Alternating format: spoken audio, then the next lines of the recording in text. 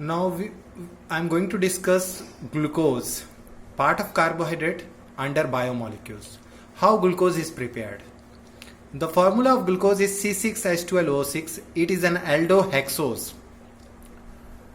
It is also called grape sugar, blood sugar, or dextrose because it rotates the plane polarized light towards right direction. Glucose is prepared from sucrose and starch or cellulose. So from sucrose, when sucrose is hydrolyzed in presence of acid, glucose and fructose is formed. The formula of glucose and fructose are same, C6H12O6. They are actually functional isomers. From starch, the formula of starch is C6H10O5 whole N. It is a polysaccharide. It is hydrolyzed in presence of acid at 393 Kelvin under pressure of 2 to 3 atm. It gives N molecules of glucose. Now reaction of glucose. On prolonged heating with HI, glucose forms normal hexane, suggesting that all the carbons are in straight chain. Reaction with hydroxylamine. The formula of hydroxylamine is NH2OH. So glucose react with hydroxylamine to form glucose oxime. This is a nucleophilic addition reaction. So aldehyde CHO group actually takes part here and CH double bond NOH, that is oxime, is formed. Reaction with hydrocyanic acid. Here also CHO group take parts and glucose cyanohydrine is formed. A compound with both CN and OH group is called cyanohydrine. So glucose react with SCN to form glucose cyanohydrine. Reaction with Br2 water, bromine water. Bromine is a mild oxidizing agent. So bromine reacts with glucose to form gluconic acid. The aldehydic group is oxidized to carboxylic group. The primary alcohol group remains unaffected because bromine is a mild oxidizing agent.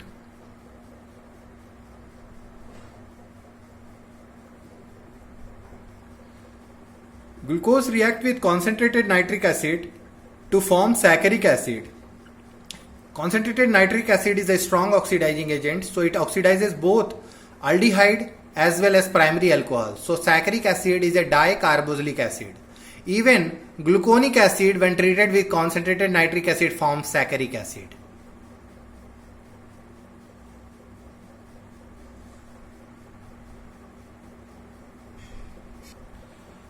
Reaction with acetic anhydride. Glucose react with acetic anhydride to form glucose pentacetate. This reaction confirms the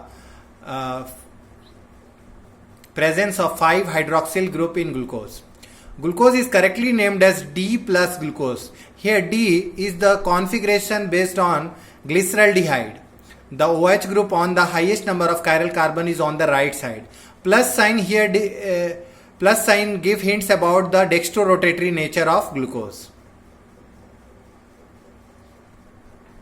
The exact spatial arrangement of different OH group was given by Fischer.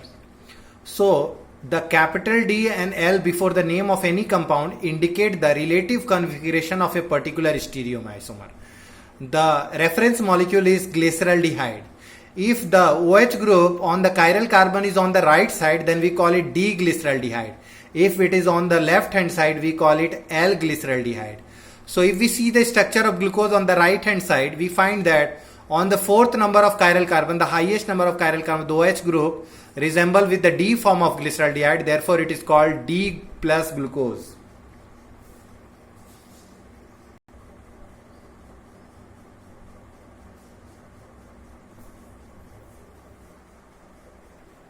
Cyclic structure of glucose.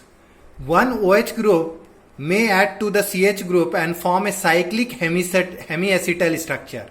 So if we see the structure of glucose, we see that the fifth number OH group, actually the oxygen attacks the one number carbon to form a hemiacetal form.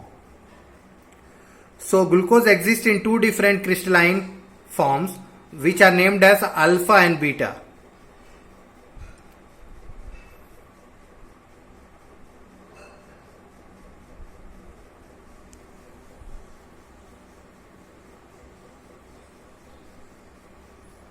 The OH group at position 5 is involved in ring formation, and this ring formation actually explains the absence of free aldehydic group in glucose. So the chain structure could not explain the reaction of glucose with Skiff test, sodium bisulfide addition product, as well as the pentaacetate does not react with NH2 hydroxylamine, suggesting the absence of CHO group.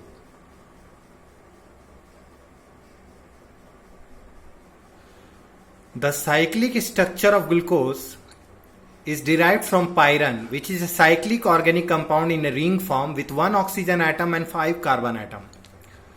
The two forms of glucose are called anomers. One is called alpha D plus glucopyranose, another is called beta D plus glucopyranose. Anomers differ around carbon 1. So the two cyclic hemiacetal form of glucose differ only in the configuration around carbon, that is hydroxyl group at carbon 1. They are called anomers.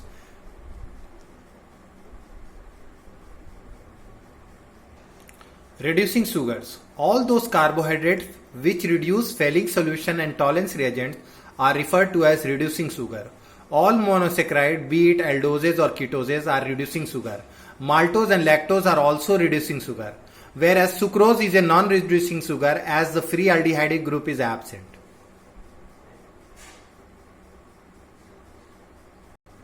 Now, question number 14.4 of NCERT. Classify the following into monosaccharides and disaccharide. So ribose. So ribose is a 5-carbon monosaccharide. It is a pentose. 2-deoxyribose is a derivative of ribose, so it is also a monosaccharide. Maltose is a disaccharide. Galactose is a monosaccharide. Fructose is a monosaccharide. Lactose is a disaccharide. So ribose is a monosaccharide. 2-deoxyribose is a monosaccharide. Maltose and lactose are disaccharide, whereas galactose and fructose are monosaccharide. Let's see few questions. What are monosaccharides? As we know, monosaccharides are the simplest sugar which cannot be hydrolyzed. 20 monosaccharides are found in nature. Few examples are glucose, fructose, galactose, ribose, etc. What are reducing sugar? The sugar which are able to reduce Tollens reagent and Fehling solution are called reducing sugar. On all monosaccharides, aldoses or ketoses are reducing sugar. Even lactose and maltose are reducing sugar.